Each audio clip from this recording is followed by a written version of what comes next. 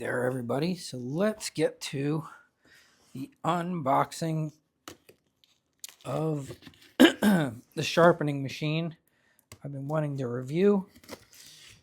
And let's start doing a comparison and getting ready to do what we need to do. So you can see it's a Vevor. And I have bought many things from Vevor before. And there's a couple reasons I found this to be really positive. One, I'm pretty sure this is a Toolcker knockoff. Two, almost all of the sewing machine motors that I already use for conversions are made by Vevor. So I thought that was interesting. Here's your servo motor instructions. But let's see what we got here and see how close this machine is to what we've seen before in the past. All right, so the controller definitely looks different, but I kind of expected that because I could tell from the pictures it was a somewhat different looking controller, but real simple. So we have one nice thing is there's a start and stop button here, and we have our speed controller, we have our on-off switch, we have up and down for our speed. This is probably direction, or this may be direction if we hold it in, but we'll figure all that out. Well, we got a lot of lots of broken pieces of foam. Man, if there's one thing I do not like, it is this kind of foam. All right, so I'm gonna see if I can cut this. I'm gonna grab a pair of scissors, see if I can cut this away and leave the majority of the foam in the box before it ends up all over the shop. Seeing what looks like a very standard Toolcker style of motor. It's turned on its side. The drive wheel looks a little bit smaller, but I don't know. We'll have to see when we get up there. We do have there's no longer a Toolcker plate on this, but other than that, it looks to be very similar. And this is going to be real important right here. This is what I'm really excited to see. This is our platen. And this has been one of the problems that people have been running into, is that they've had non-magnetic platens. So I am going to immediately grab a magnet and see what we have here. So let's see what Vevor did to us. Non-magnetic. Okay, no surprise. And they said this was all steel. And here's interesting. The wheels are magnetic. But this platen, without question, not magnetic. So this is going to need a different solution, which is kind of good because I recently actually purchased one of these and I was literally afraid to use it because it was so powerful. I didn't want to put it on my current machine because I was afraid I wouldn't get it off. But these are 1-inch magnets and they are incredibly strong. And this is the magnet that people told me will work on the backside. And I ordered them, but then I realized, well, I have all magnetic platens, and this thing holds so incredibly hard. You can see these two smacked together at one point, these two magnets. It actually chipped on me. Magnets separated. That's how strong the holding force on this is. So I do believe that this super strong magnet will hold a angle guide on if, and that's a big if I can get these apart. And I have a lot of rare earth magnets around the shop, but none that are like these. These are so incredibly strong.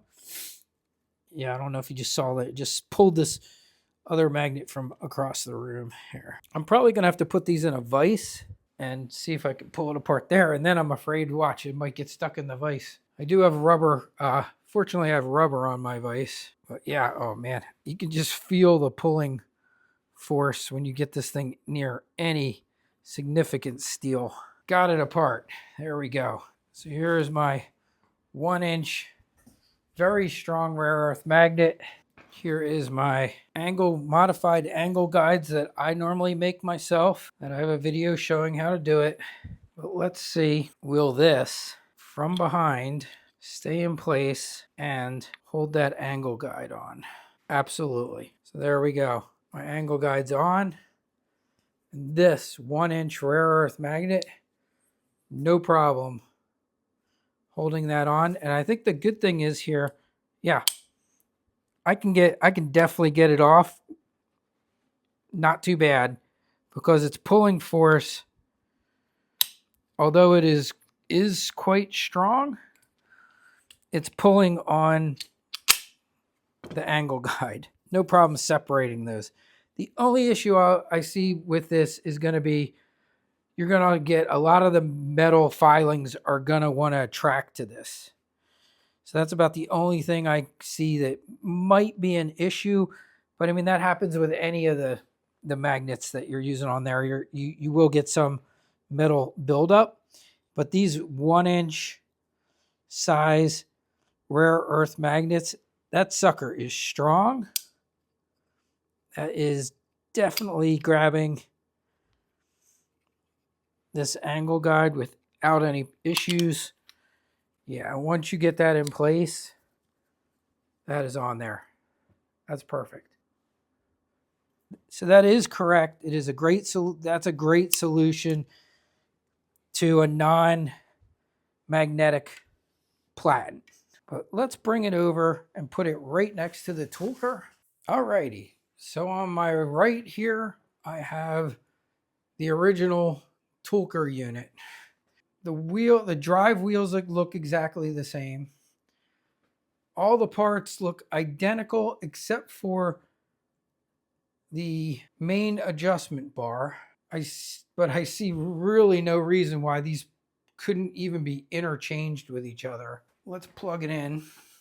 The only difference that I am seeing so far in these two machines is just one little thing. Now, the difference that I see is that the Toolcker style controller has an outlet in the back.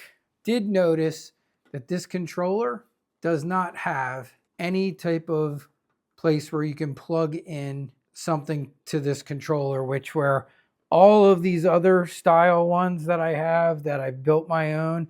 And the funny thing is, two of mine, that's a Vevor over there, that's a Vevor over there, and the one I just took out of here that was in the place of there, this one's going, was a Vevor. All right, so let's turn on the power. So we got our power on. Looks like we have an emergency start stop. Yep, so we have a start and stop. Right now it's currently set at 550. And it goes way up, 5,000 RPMs. It's very fast. So the S is our direction. We can go forward and backwards. I'm not sure why P here. Sometimes that's considered on the sewing machines. It could be a programming mode, but we don't want to change any of that. So that's not something that I would recommend messing with too much, but they do give a full instructions here on how to use that.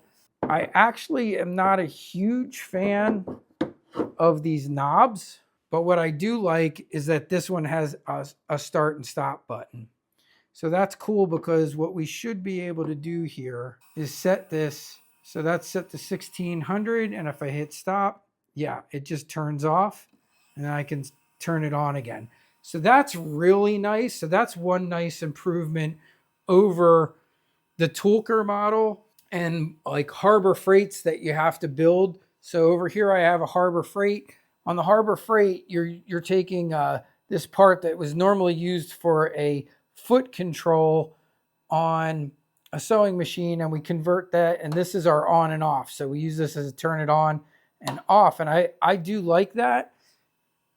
this is kind of like having that, which is really nice. So we have a button here, and we can just press it, and it turns on and off, which is a little bit better than the Toolcker, which only has a knob that you have to crank up to turn on and crank down to turn off.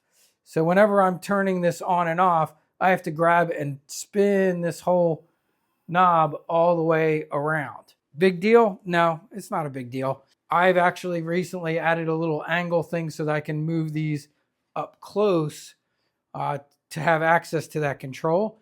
But I really am digging this on and off button. That's pretty cool. So let's see how this thing tracks, like right out of the gates. So we got my angle guide from my unit that's to the left here on here. And we are going to have to adjust this in.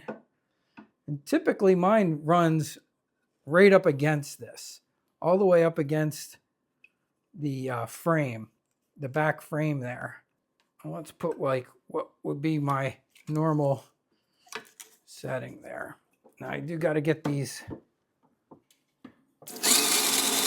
Oop, that's not slow. Okay, here we go again. You can see I tore that belt up a little bit.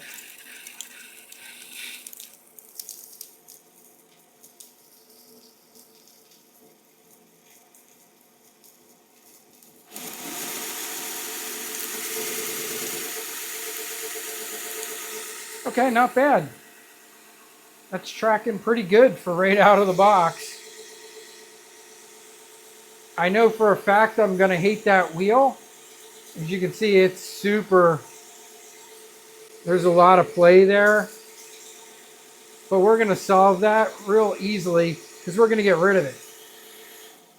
We're going to take that right off. And if it's been like all the others, which I suspect, we should be able to swap this out with a Wen wheel, with a Cliff Curry wheel. I have a whole video on how to do that. And I just so happen to have a wheel right here, right ready to go. So this is a former Wen wheel. You can buy this wheel online. I have links for that. The only thing you have to do is change the bearing out, which is what I did. The other option you have, and you'll see it in my older videos, you can wrap this with tape. If you wrap enough tape around the middle, it will arch that wheel a little bit and it will help you keep your belts in place. I ran this unit for over a year like that with honestly no problems. I could have ran it for its entire life of sharpening that way, but I knew we could make it better. So once we found the ways to improve it, naturally we went with, okay, let's put a better tracking wheel, something that's more arched, that's gonna hold our belt on there better. I am going to grab an Allen key and let's see if we can get this wheel off and see how easy the swap out goes. Make sure the sizes still match with this Vevor. Let's see, is it a 5? It is. It's a number 5 metric Allen key. And just like before, that nut starts turning. So the first thing we have to do, get something in here to keep our nut from turning. The best thing for that is a socket. So we need a 13 metric socket. Just be careful when you get to the end here. I do remember having some little parts that fell. I don't know what this is going to have here. So we have a lock washer and pretty much the same as I remember before. We have an arbor, this little arbor ring, little spacer. All right, so we'll pull that wheel off.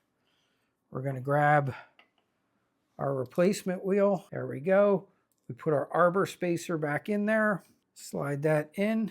I remember before I had to add some washers to this, and that's going to definitely be the case again.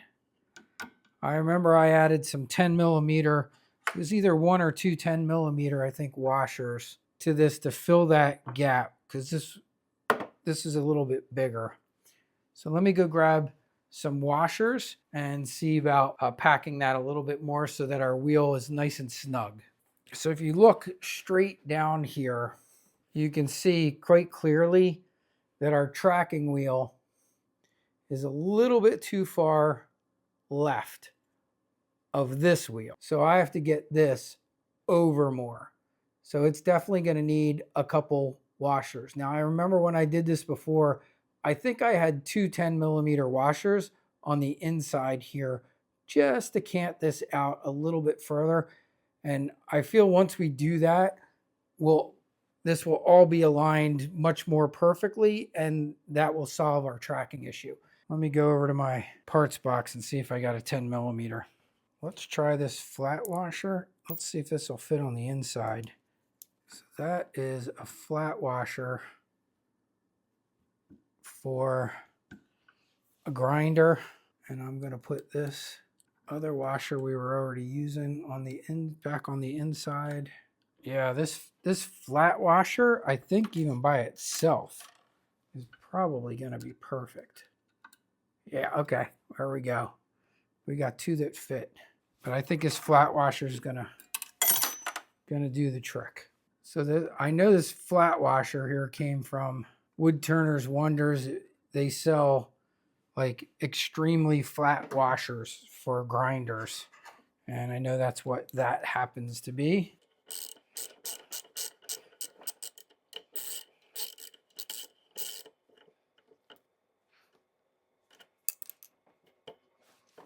Oh, I'm feeling pretty good about that. Okay, I can tell you already, it looks better and it looks more in line with things. I'm gonna bring you over here so you can see even better.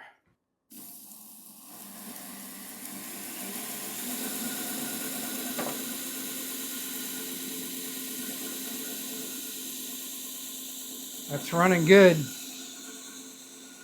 And that's going edge trailing right now at 1600 RPMs.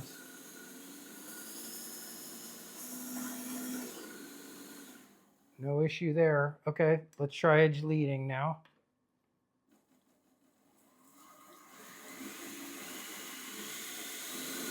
Beautiful. Everything's nice and in line and looks great.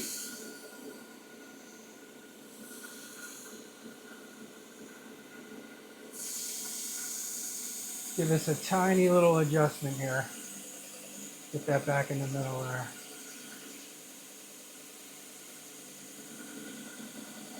So the only other thing I would do to this is probably the same thing that I did to the one to my Toolcker, which you can see I added electrical tape to the drive wheel. Just a little bit, about 3 or 4 wraps. Gives you about probably 1/4 millimeter higher, but it just helps keep your 1-inch belts like perfectly in line. But you can see that looks good. Here, and I'll grab a knife real quick.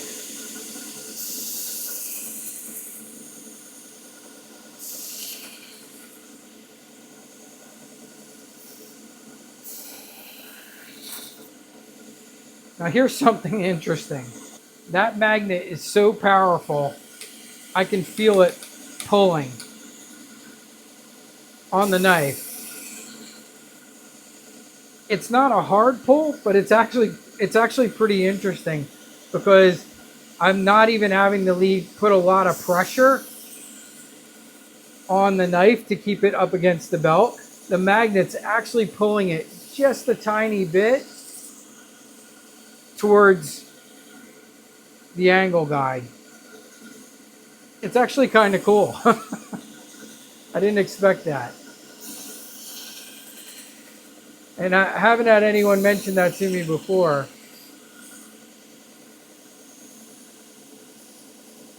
Or that being a problem. But you can definitely feel that pull. All right, let's try a little more traditional kitchen knife. Now, here's the interesting thing. This is a stainless steel knife. The knife you just saw me using was a Mora knife, and it was a high carbon Mora knife, and it's magnetic. This stainless steel knife isn't quite as magnetic, and I don't feel it pulling at all. But I definitely felt that magnet pulling on the high carbon Mora knife. But like I said, it's just a slight pull, not affecting what I'm doing here at all.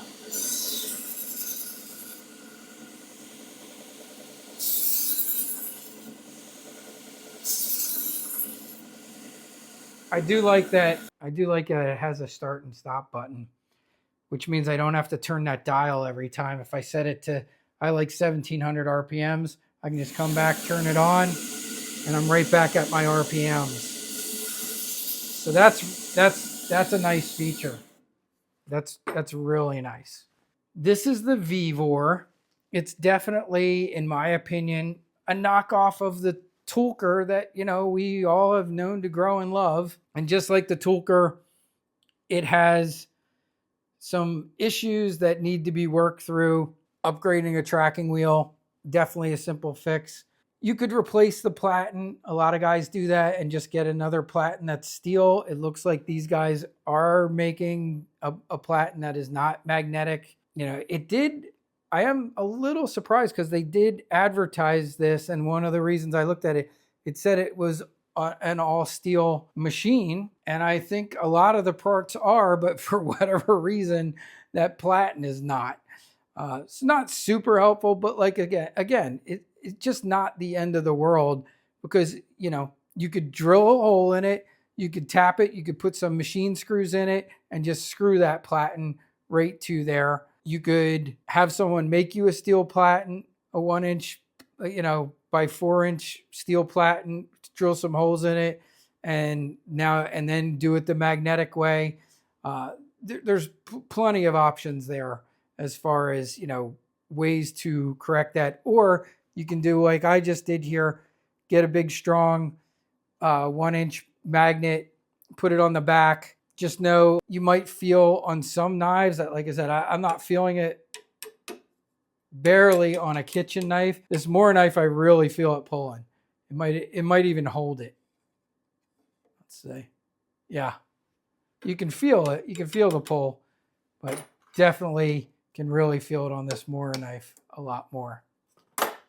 But other than that, you know, if you don't like the magnet pulling, then I would just say permanently find a way to attach your angle guide to your platen. What I would do, I think the easiest solution would be to drill this out, tap it with a screw tap.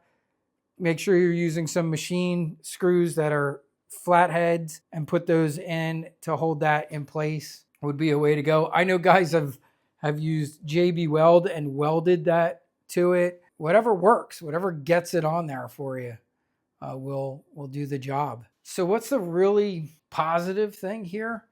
Well, here's the really thing that's awesome. So when I bought my Toolcker, and if you still go look at some of these Toolkers, I paid $385, somewhere in that range for this. And I searched for years trying to get one for $200. This one was like $200, I think it was $205 is what they're selling, what Vevor's selling this for. This is still selling for $385. It's the same machine, guys. You know, the only difference at all is the two that I pointed out. Like, I know this particular Toolcker, mine came with a magnetic platen, but I can tell you right now, even Toolkers that are marked Toolcker don't always have a magnetic platen. So they don't always come that way. Sometimes they do, but sometimes they don't. So that's not a guarantee, even if you were to buy a Toolcker, that you're going to get one that this little part right here is going to be magnetic. Like how you can see my two outside magnets stuck to this unit right here. There's no guarantee that that's going to happen, because enough guys have written me and said, oh, I got a Toolcker It says Toolcker, but this part's not magnetic. But it's not, like I said, is that the end of the world? No. And who knows? You might get a Vevor that shows up and it does have a magnetic one. But the cool thing is it's essentially the same exact machine for $200. So $185 cheaper.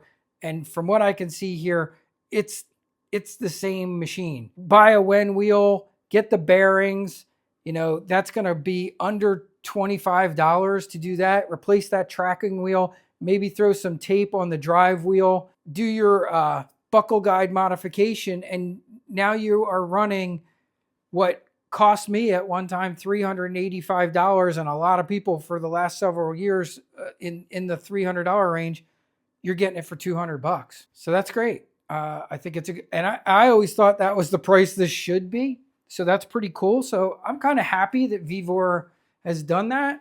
The only thing I wish they had left, I do wish they had left a little outlet there so we could have plugged a light into that. But, no big deal. I have a big power strip behind here. So I'm just going to run the light into the power strip.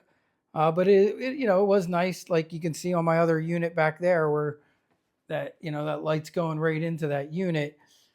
It's not using up one of my power strip outlets, but again, not a big deal. I do like the servo control. I love the start and stop. I like that, very easy to control forward and reverse. The machine I'm retiring down here on the floor was the biggest pain in the butt to go in reverse that you ever saw. I actually had to go into the menu to reverse the motor. Very annoying. So now my setup is going to be, I got the one 2x42 from Grizzly, and then the two Toolckers right here. And that is going to be my my three primary belt machines with a belt stropping machine of an Old Harbor Freight style. And as I mentioned before, these are my favorite for doing serrations. Even though I can do them on these Toolckers, no problem. This is my favorite for if I have to do serrations with my cut down small belts. So I will still keep one of these just for that. And that's why you can see I have all my little cut belts right next to this, because this is the machine I do serrated knives on. If you want to get a Toolcker knockoff by Vevor, Vevor is a pretty good company, guys. I have other motors, there it is right there. It's upside down, but you can see Vevor. This is this motor right here is a Vevor motor. I'm sure, I have no doubt that they saw what we were doing and decided to get in on this sanding machine and sharpening machine, because they're probably like, hey, we already make these motors. Why not get in on this? And Vevor makes like an $800 style setup, but that machine is $800, but you'll see that out there. So if you go look at Vevor, they've been in the, hey, let's make a knife making machine before. So I think now they're just saying like, hey, why not get in on the 1x30 market? A lot of people buy them. I think that's what they're looking to do. We no longer have to call everything a Toolcker. We can call the 1x30 Vevor the 1x30 Vevor, I guess. Maybe we should change the name. I don't know. One of you guys come up with a cool name for this thing, and we'll start calling it that. That could be a contest. What do we name this new style machine that we know is like a Toolcker knockoff by Vevor? All right, gang. I will talk to you later. I hope you like that, and I'll put a link in the description to this video to where you can get the Vevor. And whenever you're dealing with these, if you look in my Amazon shop, I always put a ton of links in there. There's many sellers selling these under all kinds of different names and things. But, essentially they're all the same machine, but you keep your eye out for certain things, okay? Now, I have occasionally seen them in like the 180 range, but it's usually one of two problems. One, they're either not giving you that round wheel, so they might only be selling the platen, or they're only selling it with the round wheel and not giving you this piece. You want both of these pieces if you're going to have this machine. This is a great piece for running conditioning belts on. The other thing you have to look at when you're dealing with this machine is some sellers will put what looks like a really good price on it, but then if you don't look really close, there are some that are charging you $40 for shipping, and when you do the math, it ends up coming about to the same price as everybody else's machine. The beauty of this one that I just bought, this was like 200, I think it was, I want to say $205. It was definitely in that range. It wasn't anywhere even close to $385 like I paid for this. It was right, just barely over 200, and it was free shipping. It was Amazon Prime, free shipping. So you can see the joys of, you know, it does take some fine tuning. Don't expect to get this thing out and it run absolutely perfect and the belt not sliding all over the place. They take a little bit of work to make it a fantastic sharpening machine. What did this take me? 15 minutes or so? I can tell you for a fact to do a 1x30 Harbor Freight conversion takes a heck of a lot longer and a lot more work. You're drilling out holes. You have to align the motor. You have to buy a whole wheel kit.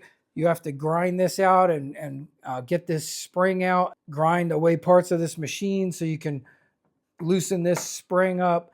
There's just a lot to be done to a Harbor Freight 1x30 conversion if you're going to put a sewing machine variable speed motor on it. That's the beauty of this. It already comes with the motor, with the controller, and 95% of this is already done for you. Maybe one day we can convince them to stop putting this stupid wheel on there. And I don't even, there's probably things we could do to even improve this. One of the fun things, maybe with my laser, I could etch a grid pattern on here, which might give it a little better grip for a belt.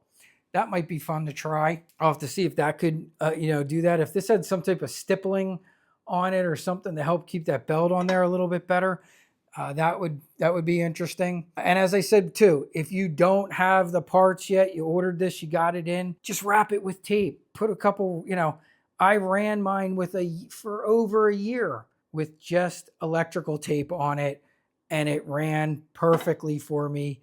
I only did these upgrades once I got the parts in and once we figured out all the bearing sizes and everything else we had to do to make it, is this better? Definitely. Is it necessary? No, it's not necessary. You can definitely run it without. All right, that's it. I'm ending it. Talk to y'all later. Bye.